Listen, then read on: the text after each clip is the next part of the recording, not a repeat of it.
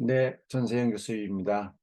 대한민국의 교육 기적 제2장 교육국가 삼중핵론을 읽겠습니다.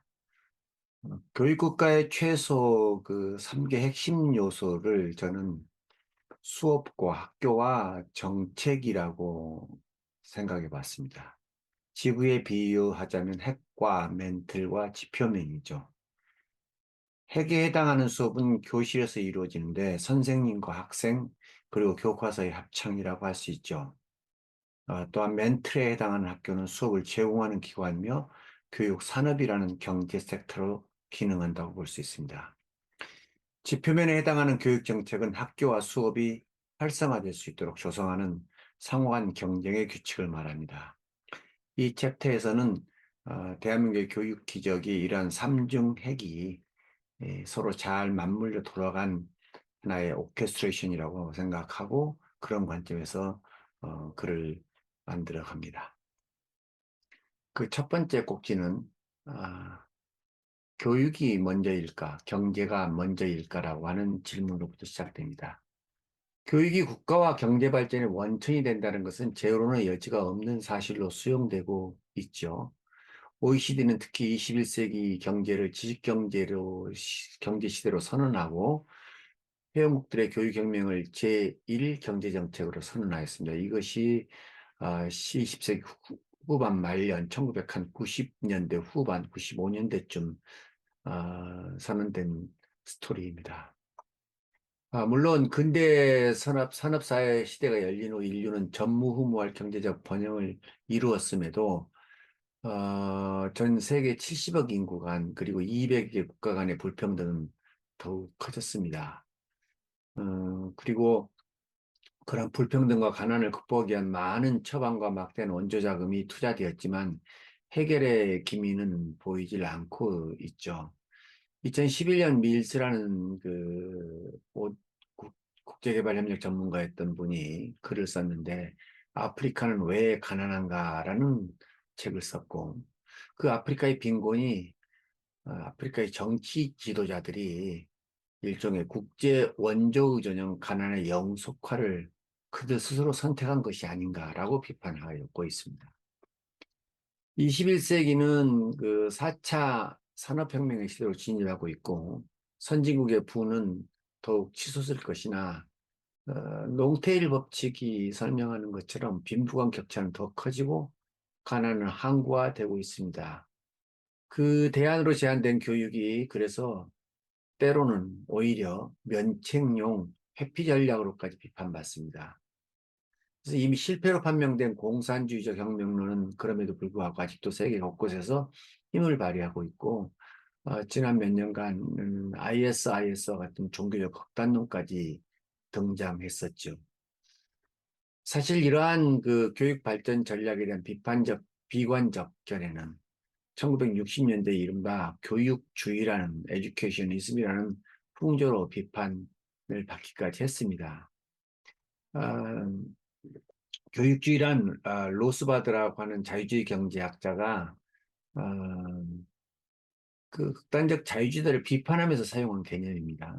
음, 그에 의하면 자유주의자들이 열심히 지식을 가르치면 세상이 변할 것이라는 순진한 생각으로 국가 권력의 문제를 어떤 방식으로 바라볼 것인가에 대해서 고민하고 있다고 비판하였습니다. 그럼에도 여전히 국가 발전 전략으로서 교육에 대한 희망은 포기되지 않고 있죠. 지난 챕터에서 읽었던 것처럼 앵거스 드텐에 의해서 다시 한번 상기되었다고 봐야 될 것입니다.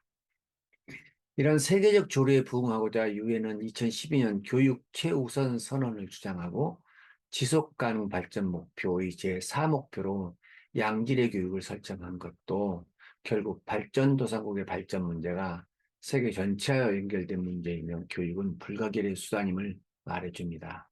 관건은 과연 세계, 그리고 특히 발전도상국들의 미래 인구가 대한민국의 경우에서처럼 양질의 생산성을 갖춘 그런 인적 자본으로 전환될 수 있을 것인가. 또한 아프리카 대륙을 비롯한 도상국 대부분이 대한민국과 같은 교육 발전을 일으켜낼 수 있을 것인가 하는 점으로 모아집니다. 유엔을 비롯한 모든 국제기구가 한결같이 인적 자원 지표의 개선을 가장 기념한 발전 전략으로 내세우고 있죠. 물론 20세기 내내 국제 원조 개발이나 각국의 발전 경험에서 교육 발전은 늘 기대에 못 미쳤습니다. 그 결과 최근 대한민국의 교육 발전 모델이 새로운 벤치마킹 대상으로 급속히 부각되고 있죠. 그러나 많은 한국 주도 국제 교육개발 협력 사업들이 추진된 지 여러 해를 더해가고 있지만 그 미래 또한 반드시 밝은 것만은 아닌 것 같습니다. 물론 그 원인 또한 다각적으로 분석되고 있는 것이 사실이고, 대한민국 모델 또한 그러므로 서구 모델에서처럼 같은 실패로 귀결될 수 있을 수가 있습니다. 이 경우 실패 원인의 공통점은 다른 나라, 다른 문화에 보편적으로 적용할 수 있는 교육 발전 모델의 부재라고 해야 되겠죠. 즉, 그 발전 모델이 일반화가 가능한 보편 이론일 수 있는지부터서 확인해야 된다는 말입니다. 어, 사실 이러한 보편적 교육 발전 모델이 무엇인지에 대한 과학적 확인이나 증명은 아직 없다고 해야 할 것이며, 더욱이 한국의 교육 발전 모델이 한국에서 작동되었다고 해서 그것이 외국에서도 그러할 것이라고는 더더욱 단정하기 어렵다는 말입니다. 더욱더 실제로 말하자면 한국의 교육 발전 모델 그 자체에 대해서도 이렇다 할 합의가 존재하는 것도 아닙니다. 그러므로 우선은 한국의 교육 발전 모델에 대한 최선의 검토를 하고 난 후 그러한 모델이 다른 나라의 경우 적용 가능한지 여부를 검토해 보는 작업부터라도 시작해야 할 것입니다. 즉, 대한민국의 교육 발전 모델은 어떤 특성을 가지고 있는가? 그리고 그러한 모델은 다른 나라에 적용 혹은 이식 가능한가를 검토해 보려고 합니다. 이러한 논의가 의미 있는 결과로 귀결된다면 아마도 우리는 보편적 교육 발전 모델을 수립하는 기초 이론으로 활용을 할 수 있을 것입니다. OECD의 공식 연구 사업인 교육과 기술 홈페이지에는 20세기 후반 가장 인상적으로 알려진 최고의 교육 기적을 이뤄낸 국가 예시로 물론 대한민국을 들고 있습니다. 교육 분야만 아니라 경제, 사회, 정치 분야를 망라한 전 분야에서 이루어진 대한민국 기적이라는 국가 발전사는 이런 점에서 인류사에서 매우 이례적인 기적으로 회자되고 있습니다. 이도니 등의 연구에 의하면 이를 교육혁명 모델로 어, 하고 있습니다. 즉, 현대 서구 선진 국가들이 일반적으로 산업혁명과 시민혁명을 거쳐서 근대 국가를 건설한 것으로 보여지는 데 비해서 대한민국의 경우는 순서를 바꿔서 교육혁명을 통해서 산업혁명과 민주혁명을 거쳐서 근대 국가를 건설했다는 것이죠.